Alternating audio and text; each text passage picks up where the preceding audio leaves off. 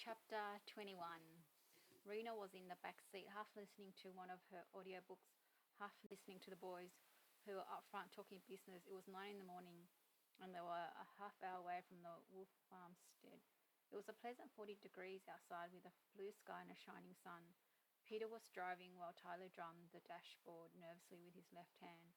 Theoretically, he had packed up for Boston, but Rena wondered if that was going to happen. He seemed way more interested in Katrina Belfort's suspicious death than he was in passing his law finals. No one has the perfect alibi. McAdams sipped coffee. People rarely do at 3 in the morning, Decker answered. Varaga and Rosa were at home, but either of them could have slipped out after the wife went to bed. Then there's Mellon, who was at the library, but even though people saw her, no one can account for every minute of her time. McAdams paused. What about phone calls on her cell to verify where she was? She showed me her phone, Decker said. There's nothing from 10 at night until she called you at 3:10 in the morning. The calls could have been deleted from the phone software. She would be savvy enough to know how to do it. But any call she made would still be logged into the phone company records. Right now we can't get a warrant to look through her log because we don't have probable cause. What about if we get her permission to look at her phone records? McAdams asked. Sure, we can ask. How do you think she'll react to that? No idea, but if she agrees, it'll help her case if she's innocent. It will definitely put her further down the suspect list. Give her a call and ask. McAdams made the call. It went to voicemail. He asked her to call him back, not wanting to leave a request over the phone. Further down the list, so she's still our main suspect. Everyone who knows Katrina is a suspect because we don't know how it happened, Decker paused. Katrina may have accidentally died, but she wasn't accidentally dragged into the woods. Rena was having a hard time concentrating on the book's narration. She gave up and pulled the pods from her ears. She said, do you see Mellon as having the muscle power to drag a corpse into the forest? Not on her own, no, Decker said. She could have had help. Darmador Batra comes to mind, but like I said, no records of any phone calls from 10 to 3. Do you really like her as a suspect? No, well, when we talked to her, she was agitated. Have you given any thought to my theory? Rena said. Sure, once you come up with a mystery woman. Rena thought a moment. I still think it's possible that Katrina was hiding her extracurricular activities in Mellon's room. We went over this before, Rena. Batra said that her activities would be on her computer. Why would she go about hiding papers?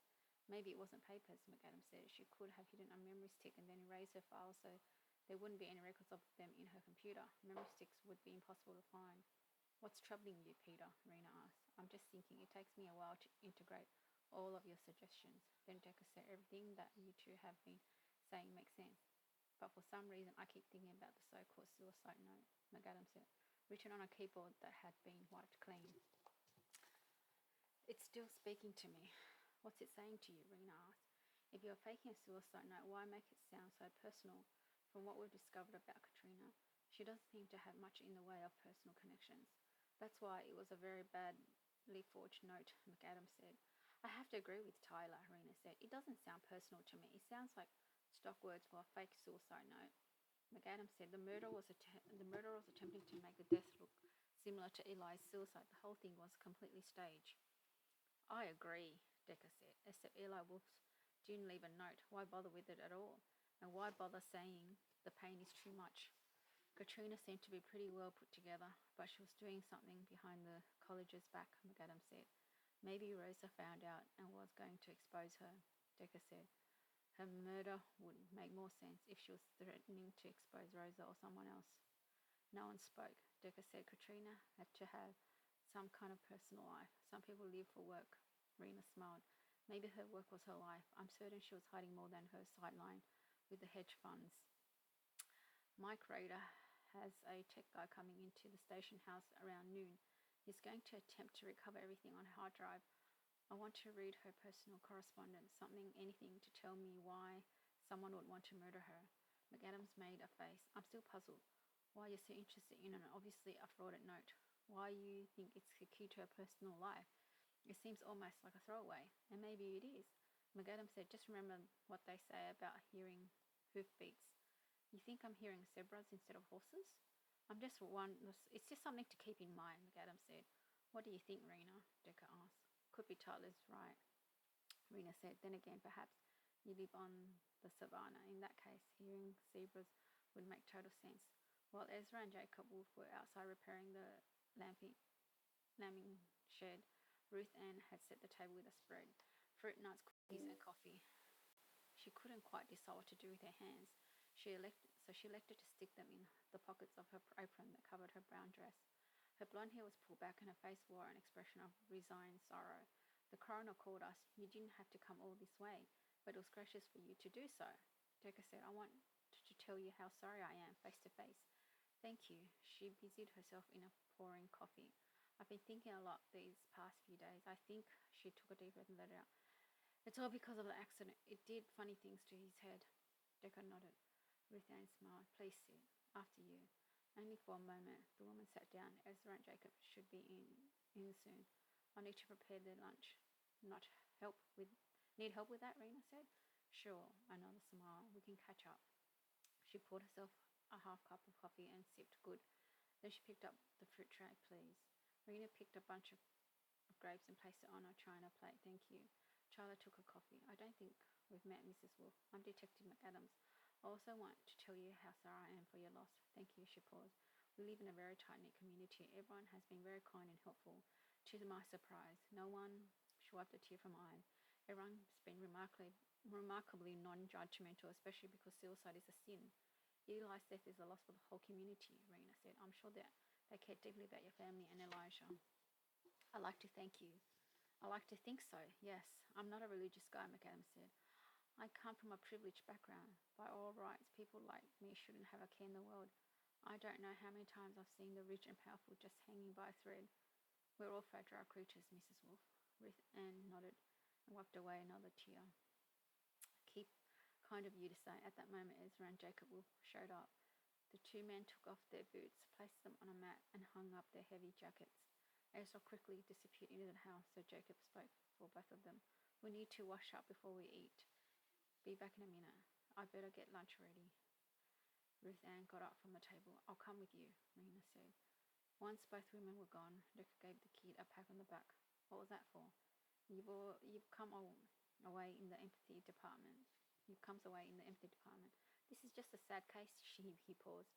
Do you think there's a possibility that Katrina's murder is connected to Eli's suicide? Until we get it solved, there's always a possibility, Decca said. Katrina was also no, as far as the department was concerned, and Eli was helping her out. Maybe he felt guilty about it, coming from an environment where ethics were a stress. Maybe it pushed him over the line, especially with his personality changes due to accident. Who knows how his actions interacted with his injured mind. Jacob re-emerged wearing a long-sleeve black t-shirt and jeans and clean socks. He said, thanks for coming all the way out. You know the coroner called us already. You didn't have to bother. I wanted to express my sympathies in person. The kid sighed. Well, life goes on. He sat down. Eli hasn't really been one of us for a long time. He tried to sound matter-of-fact, but there was an overlay of harshness. Jack said, this is Detective McAdams, by the way. He and I are currently working a case together. Tyler stuck out his hand and Jacob took it. And McAdams said, the case we're on, it involves one of Eli's maths teachers. Jacob picked his head up. What kind of case? A suspicious death. Jacob opened and closed his mouth. Suicide or murder? It looks like murder. Oh, Lord, Jacob shook his head. That's terrible. Is it a coincidence? Or I wish I could tell you, Decca paused. Jacob, I know that Eli had been distant from the family, but brothers sometimes tell things to each other when parents aren't around. I'm just wondering if maybe he said something to you that sticks on your mind. Jacob shrugged. Jacob said, oh, maybe he left something with you for safekeeping. The boy was quiet and he said, like what? Ezra came back dressed in denim farmer's overalls. He had on a clean pair of work shoes. I'm going to stop into the Miller's and check the mail. Jacob stood up. I'll do that for you, Dad. Nah, you stay here and entertain your guests. I don't mind, really. Ezra put a hand on his son's shoulder and lowered him back into the chair. The co-op's got a shipment of oranges in from Florida. Tell your mother I'll bring her home a case. He nodded to Decca. I'll be back in 2 minutes. After he left, Decca said, we're not here as guests, and we certainly don't need entertaining. I hope your father doesn't feel put upon by us showing up here. Jacob threw up his hands. It's hard to tell what he's feeling. I could say it was because of Eli's death, but he's always been that way. The table fell silent. Jacob took a cookie and chewed it slowly. I reckon you want an answer to your question. I do. The last time I saw Eli, he did give me an envelope. He told me to keep it under my bed or something because he didn't want anyone at school to find it. Did you ask him what it was? McAdam asked. Of course I did. He was vague. He said something about changing his thesis, and he didn't want his teachers to know. Does that mean anything to you? It's consistent with what we heard, McAdam said. Eli wasn't happy with his current advisor. Jacob nodded. Yeah, okay, so he was telling the truth. Did you suspect he wasn't? Eli's been known to tell a tall tale, and he changed after the accident. I had a hard time reading him, but I'll tell you one thing. He did seem upset. Maybe upset isn't the right word. What is the right word? I don't know. After the accident, he spoke more or less in a drone. It took a while to get used to it. Last time we spoke, his voice seemed more normal. Not totally normal, not by a long shot, but a little more fluctuation. Maybe. I hadn't heard from him in a while. His voice took me by surprise. Jacob said, did he tell you anything else? Take your time, Jacob. Jacob thought a moment and then shook his head. Not that I recall. I suppose you want the envelope. Yes, that would be helpful. I doubt it, Jacob said. It's all mass formulas. I looked at the papers after he died. I was thinking that maybe it could be a suicide note. Of course it wasn't. I don't think there was more than 10 English words on any of the papers. Do you understand anything about the math? No, not really, no. He told me it was some kind of analysis. Fourier analysis? And Jacob shrugged. McAdam said, how about stochastic oscillator? No, that doesn't sound even a little familiar. Jacob paused for a few seconds. You know, he did tell me that he was working outside the maths department with an extra project. We have our suspicions about the extra project, McAdam said, and Eli wasn't the only one working on it. So you know about this. What was it? The stochastic, whatever you said. Maybe that, maybe something else, Jacob said. Anything else that he confessed to you? It wasn't a confession exactly, Jacob said. He told me that there was this girl and she brought him into something. But he didn't want anyone to know about it because it would mess up his scholarship, and he didn't want to create problems. Whatever it was, he didn't want mum and dad to know about it, especially the girl part. Why is that? Because you mentioned a girl in this community. It creates all sorts of talk. Didn't he mention the girl's name? McAdam said. No, I asked him, but he wouldn't say. He said she wasn't important. Just that she spurred his interest in other directions, and that's why he was unhappy with his teacher. But he couldn't say anything to his teacher because he might lose his scholarship. So he was working on his own. Did he ask you for advice? No. He shook his head. I did tell him to follow his heart and his conscience, and the rest would be okay. Obviously it wasn't okay. He killed himself. A long pause. He didn't know what he was doing when he did it. He wasn't in the right mind. I'm sure you're right. I knew he wasn't all there. I should have been more vigilant. These kind of things are almost impossible to anticipate and even harder to stop. The kid let out a sigh. I suppose I should have told you about the papers the last time you were here, Detective. But then we didn't know if Eli was murdered or not, and there wasn't a good time to give them to you. And then I forgot about it. Jacob looked down. Sorry, I'm sure you had many other things on your mind. Jacob said, maybe. He stood up. I'll get them for you, but don't mention it to my parents. I don't want them to think that Eli has secrets from them, even though we did. Jacob turned to Tyler. Go with him in case his mother comes out. A minute later, the woman returned to the dining room. Marina was holding a salad bowl. Ruth Ann held a plate of sizzling chicken breast. She said, where did everyone go? Your husband went down to pick up the mail and get a crate of oranges from Florida that came into the co-op. Where's Jacob? Washing up. He'll be back in a moment. Well, if Ezra wants to eat cold meat, that's his problem. She sat down for chicken breast herself. I'm not going to wait. Jacob and Tyler returned to the table. Hi, Mum. It seems your father took off on one of his jaunts. She passed him the plate. Help yourself. It's been hard for him, Jacob said. And isn't it hard for me? And it isn't hard for me? Of course, Mum. The table fell silent. Ruth Ann said, I don't know why I'm being peckish with you. It's fine. He gave her the salad bowl. Ruth Ann huffed to herself. Then she said, where are my manners? Can I get in on a fresh pot of coffee? We're all fine, Rena said. Eat, Ruth Ann. It smells good. Next time you come, I'll get a separate pan and kosher chicken. Then you can eat with us. I'll take you up on that. Like there'll be a next time. Ruth Ann shook her head.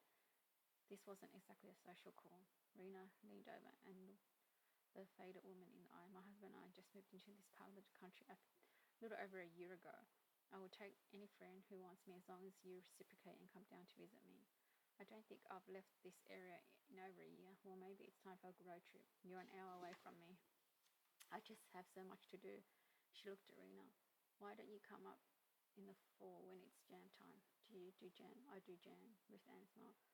We do get wonderful fruit from the orchard, and there's lots of fresh produce from the co-op. I could sign you up for the co-op, but you'll have to pay if you don't bring anything to barter with. Pay the supermarket. I'd rather pay you, thank you. The door opened and closed. Eswell was carrying a crate of oranges. On top of the crate were 2 bouquets of flowers. I'll put the crate in the kitchen. One of these is for you, Ruthie. A genuine smile formed on her lips. They're lovely. I'll put them in a vase. She looked at Jacob. The other one must be for you. Jacob glared at his father. I'm capable of buying my own flowers, Dad. Thought I'd save you the trouble. Ezra's face was expressionless. Go on, put them in the water or else they'll dry out. Ruth Ann said, I'll do it for him. You sit and eat your lunch and don't blame me if it's cold. First, I've got to put the oranges in the kitchen, Ezra said. I'll take it. It's too heavy for you. Fine. Come in the kitchen. Set it down. Do you have the mail? Yeah, I have the mail. It's in my pocket. And 2 of them disappeared in the kitchen. Jacob shook his head. Then he laughed. Now you see why Eli didn't want me mentioning the girl. Someone in the community and I have been going out for 2 months and they're already planning a wedding. Geez. It's a parent's prerogative to meddle. Jacob smiled. They certainly think so. Jacob picked up a forkful of chicken and chewed it down. Oh well, with this mess there's certainly been enough rain in their lives. I suppose it won't hurt me to give them a drop of sunshine now and then.